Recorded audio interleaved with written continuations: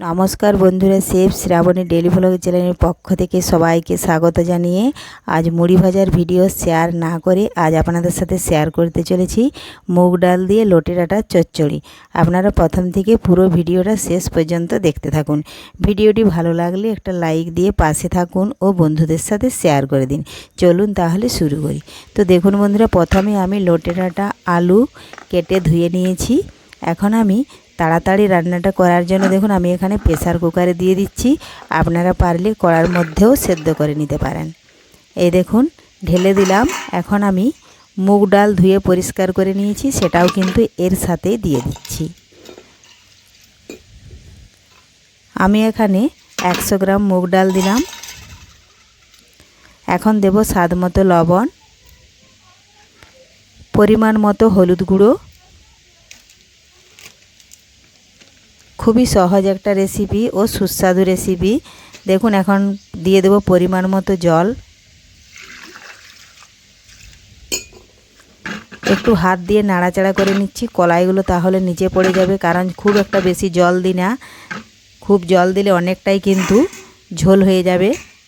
যেহেতু আমি এখানে চচ্চড়ি বানাবো, এজন্য কম করে জল দিয়ে ঢাকনা বন্ধ করে এখন প্রেসার কুকারে 2টো সিটি দিয়ে দেব। খুব বেশি দিতে গেলে কিন্তু অনেকটাই গলে যাবে।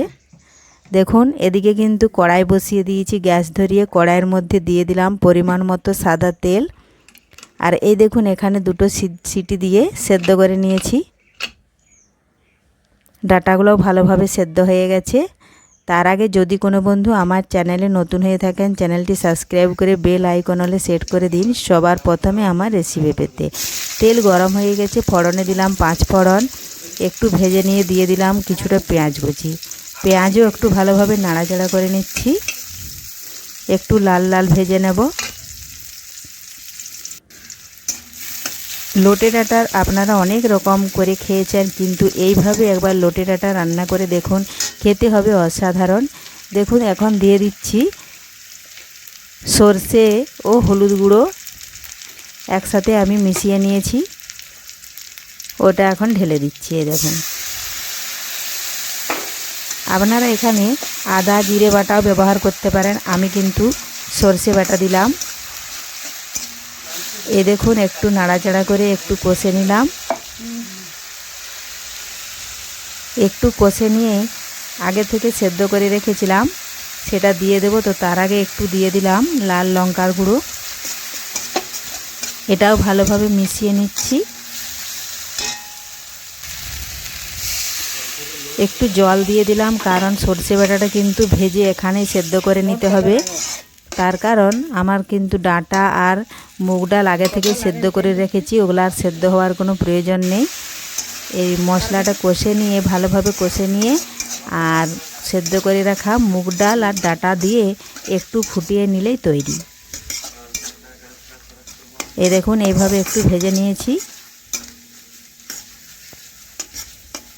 তো সরষে বাটা দেখুন কড়ার মধ্যে ভালোভাবে আমি ভেজে নিয়েছি। আর ভাজা হয়ে গেলেই সেদ্ধ করে রাখা মুগ ডাল আর লোটে ডাঁটা কিন্তু এর মধ্যে ঢেলে দিচ্ছি। দেখুন প্রেসার কুকারের মধ্যে সামান্য পরিমাণে একটু জল দিয়ে কলাইগুলো যে লেগে আছে সেগুলো কিন্তু ঢেলে নেব। আর ভালোভাবে একটু মিশিয়ে আবার 1 থেকে 1.5 মিনিট ফুটিয়ে নেব, কারণ জলটা দেওয়ার পরে অনেকটাই কিন্তু ঝোল হয়ে গেছে। এই জলটা আমি কড়ার মধ্যেই শুকিয়ে নেব, তাহলেই তৈরি হয়ে যাবে মুগ ডাল দিয়ে খুব সহজেই লোটে ডাঁটার চচ্চড়ি। তো আজকের এই রেসিপিটি আপনাদের ভালো লেগে থাকলে লাইক শেয়ার কমেন্ট করতে অবশ্যই ভুলবেন না বন্ধুরা। আর এই রেসিপিটা আপনারা বাড়িতে খুব সহজেই এই পদ্ধতিতে বানিয়ে নিতে পারবেন, খেতে হবে অসাধারণ। ধন্যবাদ, ফিরে আসছি আবারও পরের ভিডিওতে।